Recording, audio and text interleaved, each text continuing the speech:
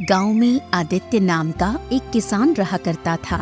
आदित्य बहुत ही सीधा साधा और नेक इंसान था, जो हमेशा लोगों की भलाई में विश्वास करता था। एक दिन आदित्य अपने खेत से अपने घर वापस लौटा ही था कि तभी उसकी पत्नी रुक्मणी उससे बोली, मैं आपकी ही काफी देर से प्रतीक्षा कर रही थी। क्या हुआ रुक्मणी?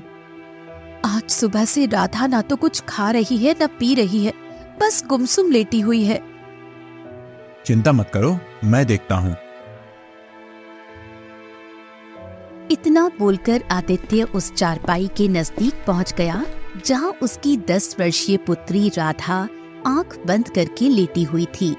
आदित्य को अपने पास देखकर 10 वर्षीय राधा ने अपनी आंखें खोल ली। क्या हुआ राधा? तुम्हारी माँ बता रही हैं कि तुमने सुबह से कुछ खाया पिया नहीं। अगर तुम ऐसे ही भूखी रहोगी तो तुम और ज्यादा कमजोर हो जाओगी। पिताजी, मुझे भूख नहीं लग रही और मेरे शरीर में पूरी तरह से दर्द हो रहा है। राधा की बात सुनकर आदित्य की आंख में आंसू आ गए, क्योंकि आदित्य की 10 वर्षीय पुत्री राधा काफी समय से बीमार चल रही थी। आदित्य अपनी आंखों से आंसू पोंछते हुए बोला, चिंता मत कर राधा, तू बिल्कुल स्वस्थ हो जाएगी। इतना बोलकर आदित्य अपनी पत्नी के पास आकर खड़ा हो गया। आखिर आप राधा को और मुझे कब तक झूठी तसल्ली देते रहेंगे? आखिर मेरी पुत्री को ऐसी कौन सी बीमारी लग गई है जो वो ठीक होने का नाम ही नहीं ले रही? तुम चिंता मत करो रुक्मणी, राधा की वजह से ही मैं खेत में कड़ी मेहनत कर रहा हूँ। मेरी फसल गांव में सबसे ज्यादा अच्छी उगी है।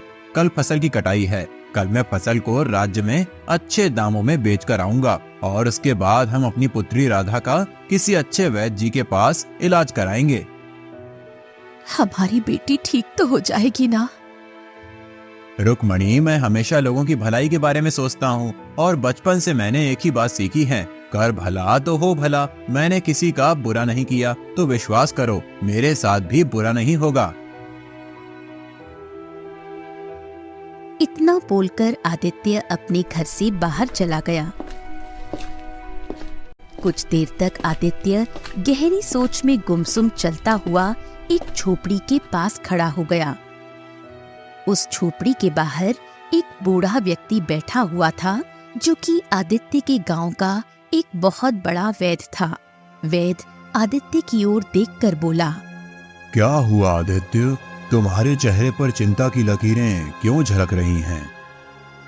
आज मेरी पुत्री राधा ने सुबह से कुछ नहीं खाया और आज मेरी पत्नी भी मुझसे पूछ रही थी कि आखिर राधा को ऐसी कौन सी बीमारी लग गई है जो वो ठीक होने का नाम ही नहीं ले रही। इतना बोलकर आदित्य फूट फूट कर रोते हुए वैद्य से दोबारा बोला, अब मैं अपनी पत्नी से ज्यादा दिन तक झूठ नहीं बोल पाऊंगा। आदित्य की बात सुनकर वैद्य कुछ देर तक गहरी सोच में गुम रहे। कुछ देर बाद वो आदित्य के चेहरे को बहुत ही गौर से देखते हुए बोले, देखो आदित्य, मैंने तुमसे पहले ही कहा था कि तुम्हारी पुत्री को एक विचित्र बीमारी है और उसका इलाज संभव नहीं है। लेकिन मैं तुमसे ये नहीं कहूंगा कि तुम उसका किसी दूसरे वैद्य से इलाज नहीं करवाओ। केशव नगर राज्य में एक बहुत बड़े वैद्य रहते हैं, जो कि मेरे गुरुजी भी हैं। तुम्हें जाकर उनसे मिलना चाहिए, परंतु वहां जाने से पहले तुम्हें धन का इंतजाम कर लेना चाहिए। कल मैं अपनी फसल काट कर राज्य में अच्छे दामों पर बेच कर आऊंगा और फिर उसके बाद मैं अपनी पुत्री को उन्हीं वैद्य के पास ले जाऊंगा जो आपके गुरु हैं। मुझे विश्वास है कि मेरी पुत्री सही हो जाएगी। ईश्वर करें ऐसा ही हो। वैद्य की बात सुनकर आदित्य अपने घर पर चला गया।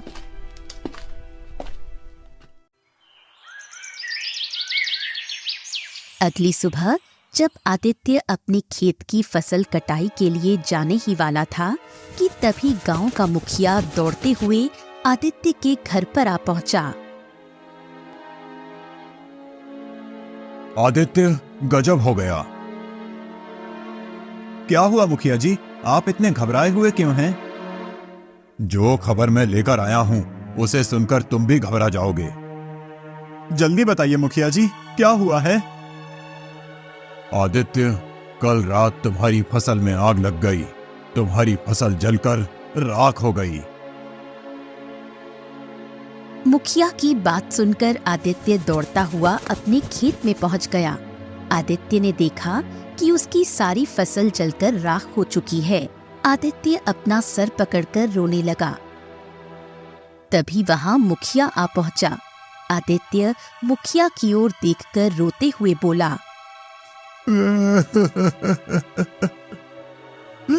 अब मैं क्या करूं मुखिया जी? सोचा था कि इस फसल को बेचकर अपनी बिटिया राधा का केशव नगर राज्य के वैद्य से इलाज करवाऊंगा। अब मैं क्या करूं? समझ में नहीं आ रहा आदित्य कि तुम्हारे खेत में आग कैसे लगी। आप नहीं जानते, मेरी फसल में आग नहीं लगी, बल्कि मेरी जी तोड़ मेहनत में आग लगी है। मेरा परिवार तो अब भूखा मर जाएगा। अब मैं क्या करूं? मैं जानता हूं तुम्हारी पुत्री विचित्र बीमारी से जूझ रही है, लेकिन तुम चिंता मत करो। अगर तुम चाहो तो मैं तुम्हें जमींदार से कुछ कर्ज दिलवा सकता हूं। ये सुनकर आदित्य अपने आंसू पोंछते हुए बोला, मुखिया जी, मैं आपका यह एहसान जिंदगी भर नहीं भूलूंगा। मेरी पुत्री का इलाज होना बहुत जरूरी है। तो फिर चलो मेरे साथ।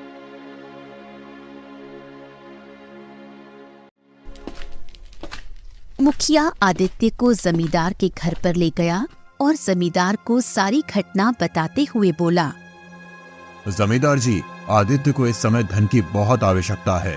उसकी फसल जलकर राख हो गई है। उसके घर में खाने को खाना नहीं है। ऊपर से उसकी पुत्री एक विचित्र बीमारी से जूझ रही है। इस बेचारे के ऊपर तो एक साथ आफतों के पहाड़ टूट पड़े हैं। ठीक है, मैं इसे धन देने के लिए तैयार हूँ, लेकिन कुछ महीनों बाद मेरी पुत्री मोहिनी का विवाह होने वाला है। इसे सारी रकम ब्याज सहित वापस लौटानी होगी। मैं तैयार हूँ जमींदार जी। आप मुझे कर्ज के रूप में जितना भी धन दे देंगे, मैं उससे दोबारा खेती करने के लिए बीज खरीदूंगा और अपनी पुत्री का इलाज भी करवाऊंगा। जमींदार ने कुछ स्वर्ण मुद्राओं की थैली आदित्य को पकड़ा दी। आदित्य वो स्वर्ण मुद्राओं की थैली को लेकर अपने घर पर चला गया और सारी घटना अपनी पत्नी रुक्मणी को बताते हुए बोला, जमींदार तो बहुत ही अच्छे आदमी निकले रुक्मणी। अगर जमींदार जी मुझे कर्ज नहीं देते तो ना जाने क्या होता। मैं तो हिम्मत ही हार गया था। आप सही कहते हैं। अब हमें अपनी बेटी का इलाज कराने में देर नहीं करनी चाहिए। आदित्य उसी दिन अपनी पत्नी रुक्मणी के साथ अपनी पुत्री राधा को लेकर केशव नगर राज्य के उस बड़े वैद्य के पास चला गया। वो बूढ़ा वैद्य राधा की जांच पड़ताल करने के बाद बड़ी ही गंभीर अवस्था में आदित्य की ओर देखकर बोला, मुझे क्षमा करें आदित्य, तुम्हारी पुत्री का इलाज असंभव है। ये सुनकर आदित्य और उसकी पत्नी रुक्मणी बुरी तरह से घबरा गए। आप कहना क्या चाहते हैं? हम तो बड़ी उम्मीद लेकर आपके पास आए थे। आदित्य, कुछ विचित्र बीमारी ऐसी होती हैं जिनका इलाज भी बहुत विचित्र और दुर्लभ होता है। तुम्हारी पुत्री को भी ऐसी ही बीमारी है जिसका इलाज शायद ही इस संसार में हो। तुम अपनी पुत्री को यहाँ से ले जा सकते हो। आदित्य और रुक्मणी फूट फूट कर रोने लगे। वो दोनों उदास मन से अपनी पुत्री राधा को लेकर दोबारा अपने गांव वापस आ गए। अपने घर पर आकर रुक्मणी रोते हुए आदित्य से बोली, तो क्या हमारी पुत्री राधा कभी सही नहीं हो पाएगी? हिम्मत मत हारो रुक्मणी। मेरा मन अभी भी कहता है कि मेरी पुत्री राधा सही हो जाएगी।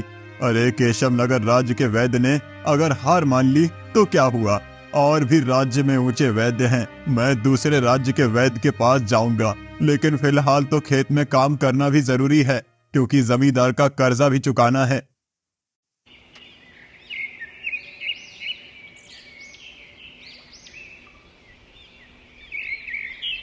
अगले दिन आदित्य कुछ बीज खरीदकर अपने खेत में बोने गया ही था कि तभी वहां पर जमींदार अपने साथी बलिया के साथ आ पहुंचा और आदित्य की ओर देखकर बोला, मुझे मेरा कर्ज सूद सहित वापस चाहिए। जमींदार की बात सुनकर आदित्य बुरी तरह से चौंक पड़ा। ये आप क्या कह रहे हैं जमींदार जी? अभी परसों ही तो मैंने आपसे कर्ज लिया था। इतनी जल्दी मैं आपका कर्ज सूद सहित कैसे वापस कर सकता हूँ? आदित्य की बात सुनकर जमींदार के बगल में खड़ा हुआ बलिया जोर जोर से हंसता हुआ आदित्य से बोला, तुम मूर्ख हो आदित्य, तुमने ये भी सोचने की कोशिश नहीं की कि तुम्हारे खेतों में आग कैसे लगी। मैं तुम्हारी बात का मतलब नहीं समझा। इसकी बात का मतलब मैं तुम्हें समझाता हूँ आदित्य। दरअसल मेरी नजर तुम्हारे खेत पर काफी समय से थी। मैंने ही तुम्हारे खेत में आग लगाई थी। जमींदार की बात सुनकर आदित्य बुरी तरह से चौंक पड़ा। हाँ, मैंने आग लगाई थी। मैं जानता था कि तुम्हारी पुत्री बीमार है और उसे इलाज की बहुत ज्यादा आवश्यकता है। तुम इस गांव में घूम फिरकर कर्ज लेने के लिए मेरे ही पास आओगे और मेरी किस्मत तो देखो, मुखिया जी स्वयं तुम्हें मेरे पास ले आए। ये तो गलत है जमींदार। किसी की मुसीबत का फायदा उठाकर कभी भी कोई इंसान सुख से नहीं जी पाया। ये बातें सिर्फ सुनने में अच्छी लगती हैं आदित्य। इससे पहले कि मैं तुम्हें तुम्हारे खेत से धक्के मारकर बाहर निकालूं, यहाँ से निकल जाओ। आज से ये मेरा खेत है, क्योंकि मैं जानता हूँ कि तुम मेरी रकम सूद सहित 7 जन्मों तक नहीं चुका सकते। आदित्य समझ गया कि जमींदार की उसके खेत पर बुरी तरह से नीयत खराब हो चुकी है। आदित्य निराश होकर आंखों में आंसू लिए हुए अपने घर की ओर चल पड़ा। आदित्य आधा रास्ता पहुंचकर एक वृक्ष के नीचे बैठकर फूट फूट कर रोने लगा। आदित्य को नहीं पता था कि जिस वृक्ष के नीचे वो रो रहा था, उस वृक्ष के पीछे एक साधु बैठे हुए थे।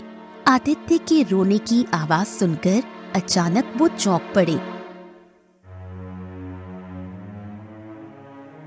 वो साधु आदित्य के पास आकर बोले, क्या हुआ? तुम रो क्यों रहे हो? आदित्य रोते हुए सारी घटना साधु को बताते हुए बोला, मेरी पुत्री मौत की कगार पर खड़ी हुई है और मेरा खेत भी जमींदार ने मुझसे छीन लिया। तुम्हारे साथ वास्तव में बहुत बुरा हुआ है। अगर तुम्हारे साथ इतना बुरा नहीं हुआ होता तो मैं तुम्हें एक रहस्य कभी नहीं बताता। कौन सा रहस्य साधु महाराज? एक ऐसा रहस्य जिससे तुम्हारी पुत्री की विचित्र बीमारी सही हो सकती है और तुम इतने धनवान हो सकते हो जिसकी तुम कल्पना भी नहीं कर सकते। साधु की बात सुनकर आदित्य चौंकते हुए बोला, साधु महाराज, मैं केवल यही चाहता हूँ कि मेरी पुत्री स्वस्थ हो जाए। धन का क्या है? धन तो आता जाता है। धन तो मैं कभी भी मेहनत करके भी कमा सकता हूँ। मुझे तुम्हारी ये बात बहुत अच्छी लगी। अब मेरी बात ध्यान से सुनो। यहाँ से कुछ दूर एक घना और विचित्र जंगल पड़ता है। कहते हैं कि उस विचित्र जंगल में एक बहुत ही सुंदर झील बहती है। उस झील के किनारे एक दुर्लभ जादुई कमल का फूल उगता है। वो फूल केवल वही व्यक्ति प्राप्त कर सकता है जिसका मन लोभ और ईर्ष्या से दूर हो और जिसके मन में दूसरों के प्रति प्रेम और दया की भावना हो। जैसे ही तुम उस फूल को अपनी पुत्री के शरीर से स्पर्श करोगे, तुम्हारी पुत्री सही हो जाएगी।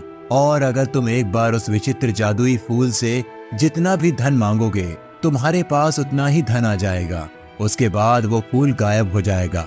परंतु उस फूल तक पहुंचना बहुत ही असंभव काम है। साधु की बात सुनकर आदित्य बड़े ही आत्मविश्वास भरे लहजे में बोला, अपनी पुत्री की जान बचाने के लिए मैं बड़े से बड़ा खतरा उठाने के लिए तैयार हूँ साधु महाराज। तो फिर देर मत करो, यहाँ से दाईं ओर दिशा में मुड़ जाओ।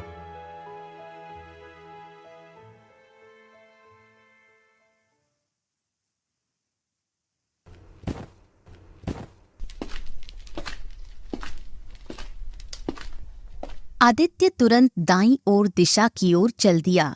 आदित्य सुबह से लेकर शाम तक पैदल चलता रहा। रात तक आदित्य बुरी तरह से थक चुका था। आदित्य के पैर जवाब दे चुके थे। थक हार कर आदित्य एक घने वृक्ष के नीचे कुछ देर आराम करने के लिए बैठ गया। आदित्य आराम करने के लिए बैठा ही था कि आदित्य ने देखा एक सुंदर हिरण उसकी कुछ ही दूरी पर दौड़ता हुआ आकर खड़ा हो गया। अगले ही पल झाड़ियों से एक शेरनी निकलकर हिरण के ठीक सामने आकर खड़ी होकर उसे घूरने लगी। शेरनी को देखकर हिरण बुरी तरह से डर गया। आदित्य इस दृश्य को बड़े ही गौर से देख रहा था। हिरण वहां से भागने ही वाला था कि तभी शेरनी मनुष्य की आवाज में हिरण से बोली, तुम मुझसे ज्यादा तेज नहीं भाग सकते। शेरनी के मुंह से इंसानी आवाज सुनकर आदित्य बुरी तरह से चौंक पड़ा। तभी हिरण भी इंसानी आवाज में शेर से बोला, मुझे जाने दो। नहीं, मुझे बहुत जोरों की भूख लगी है, मैं तुम्हें नहीं जाने दे सकती। तभी हिरण दया भरी नजरों से आदित्य की ओर देखते हुए बोला, तुम तो मनुष्य हो, क्या तुम मेरी जान बचा सकते हो? न जाने क्यों हिरण के ऐसा बोलने पर आदित्य को हिरण के ऊपर बहुत तरस आ गया। आदित्य शेरनी की ओर देखकर बोला, तुम तो शेरनी हो, फिर तुम इंसान की आवाज में कैसे बात कर सकती हो? मैं एक मायावी शेरनी हूँ। अगर तुम मायावी शेरनी हो तो फिर ये हिरण भी मायावी हुआ, तुम इसे छोड़ दो। मैं इसे एक ही शर्त पर छोड़ सकती हूँ। कौन सी शर्त? इसके बदले में तुम्हें अपना भोजन बनाऊंगी। क्या तुम इसके लिए तैयार हो? शेरनी की बात सुनकर आदित्य गहरी सोच में डूब गया। कुछ देर बाद आदित्य शेरनी की ओर देखकर बोला, मुझे एक विचित्र जादुई फूल की तलाश है। उस फूल के द्वारा ही मेरी बेटी की बीमारी सही हो सकती है। मुझे थोड़ा सा समय दे दो, मुझे उस फूल को अपने घर ले जाने दो। जैसे ही मेरी बेटी ठीक होगी, मैं तुरंत ही यहाँ पर आ जाऊंगा। नहीं, अगर इस हिरण की जान बचाना चाहते हो तो फिर तुम्हें अभी और इसी समय फैसला करना होगा। आदित्य ने देखा कि हिरण की आंखों में आंसू थे। हिरण बड़ी मासूमियत भरे अंदाज में आदित्य से बोला, मेरी माँ मेरा इंतजार कर रही है। अगर मैं समय पर अपनी माँ के पास नहीं पहुँचा तो उन्हें बहुत दुख होगा, और अगर उसे पता चला कि मुझे शेर खा गया तो वो जीते जी मर जाएगी। ये दुख सुनकर आदित्य शेरनी से बोला, ठीक है, तुम इस हिरण को जाने दो, तुम मुझे खा सकती हो। कर भला तो हो भला। अगर मैं इसका भला करना चाह रहा हूँ तो मुझे विश्वास है कि मेरा भी भला होगा। आदित्य ने इतना कहा ही था कि तभी हिरण रंग बिरंगी किरणों के साथ वहां से गायब हो गया और शेरनी रंग बिरंगी किरणों के साथ एक सुंदर लड़की में परिवर्तित हो गई। ये देखकर आदित्य आश्चर्य में पड़ गया। सुंदर लड़की आदित्य की ओर देखकर बोली, मैं वन देवी हूँ। वर्षों से मनुष्य उस विचित्र और जादुई फूल की तलाश में इस स्थान पर आते हैं। मैं उनकी इसी तरह परीक्षा लेती हूँ, परंतु तुम पहले मनुष्य हो जो इस परीक्षा में पास हुए हो। अपनी आंखें बंद करो। कुछ क्षण बाद जब तुम अपनी आंखें खोलोगे तो स्वयं को एक झील के पास पाओगे। तुम्हें वो जादुई कमल का फूल उस झील के किनारे खिला हुआ मिल जाएगा। उस फूल को तोड़ने के बाद अपनी आंखें बंद कर लेना। कुछ क्षण बाद जब तुम आंखें खोलोगे तो स्वयं को अपने गांव की सीमा पर पाओगे। आदित्य ने तुरंत अपनी आंखें बंद कर ली। कुछ क्षण के बाद जब आदित्य ने अपनी आंखें खोली तो उसने अपने आप को एक सुंदर झील के नजदीक पाया, जिसके किनारे एक चमकता हुआ कमल का फूल खिला हुआ था। लगता है ये वही कमल का फूल है जिसके बारे में साधु महाराज बता रहे थे। आदित्य ने तुरंत उस कमल के फूल को तोड़ लिया और अपनी आंखें बंद कर ली। कुछ क्षण बाद जब आदित्य ने अपनी आंखें खोली तो उसने अपने आप को अपने गांव की सीमा पर पाया। आदित्य दौड़ता हुआ अपने घर की ओर चला गया। आदित्य अपने घर पहुंचा ही था कि तभी उसने देखा कि आदित्य के घर पर जमींदार पहले से मौजूद था। जमींदार रोता हुआ बोला,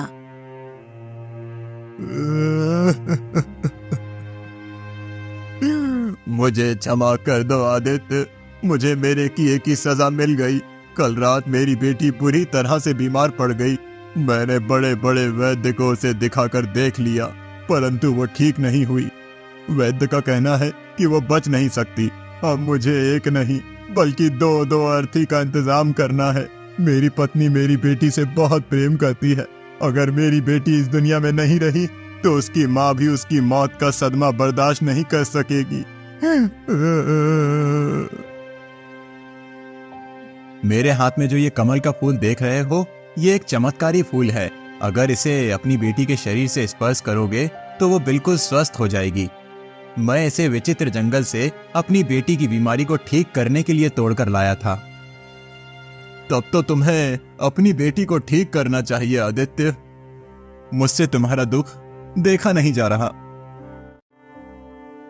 तभी वो फूल आदित्य के हाथ से गायब हो गया और रंग बिरंगी किरणों के साथ एक सुंदर पुरुष वहां पर प्रकट हो उठा। सुंदर पुरुष आदित्य की ओर देखकर बोला, तुम वाकई मन के सच्चे इंसान हो आदित्य। तुम्हारे कारण मैं आज श्राप से मुक्त हो गया।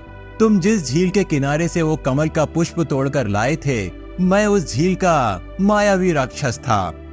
मैं एक दिन एक साधु की साधना को भंग कर बैठा।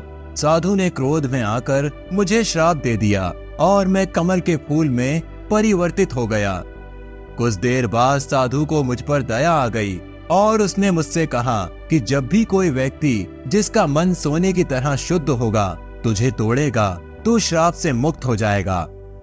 तुमने मुझे श्राप से मुक्त किया है आदित्य। मांगो, क्या मांगते हो?